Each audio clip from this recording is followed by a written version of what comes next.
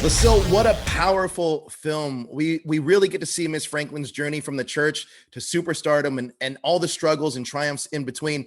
How did you come across this project?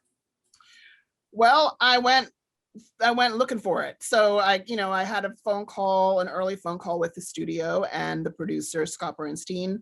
And it was really kind of like somebody gave us your name and said, we should talk to you, we'll see how it goes. But I just dove in and told them that I thought the movie should begin in the church and end in the church. This is what I thought the arc should be. These are the songs that I thought should happen. And that it should be childhood through to when she was 30 years old. I love it. So I just was like as specific as possible. And they were into it. And they said, okay, we'll hire you first, bring the writer on second. That's amazing. Now, I didn't see Jennifer Hudson at all in this film. I just saw Aretha Franklin. What scene or what moment did you just realize that, wow, this is Aretha Franklin on set? Well, it happened before set because Jennifer is the kind of actor who wants to be extremely prepared. And I come from, theater, so I definitely believe in a technical process. And so months and months and months, probably 6 months before we even hit set, we started working.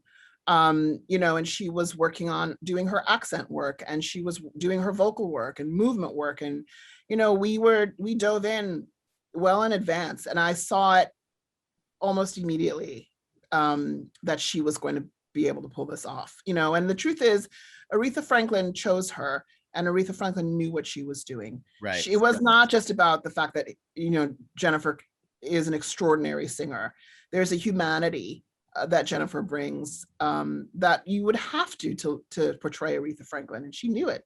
Absolutely. Now, you mentioned earlier about your theater directing background, and music is such a big part of this film in telling the story. What was your approach to incorporating the music in the film? And did your theater background help you with that at all? Definitely. So, I have strong opinions about biopics.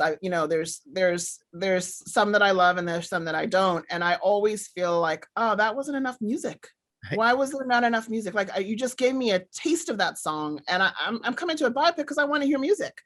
And I, coming from a theater background where I've directed a lot of musicals and a lot of plays with music, I knew that the way that I was going to use music was I was going to have the songs play long, and I was going to place them in a way that justified that, meaning that the lyrics would further storytelling. And right. That's why we could sit in the songs the way that we were able to. So that's definitely, a value that I brought from theater into this film. It's amazing. Now, everybody knows Aretha Franklin's music, but I wasn't aware of her social activism. Miss Franklin was on the front lines of social activism and civil rights.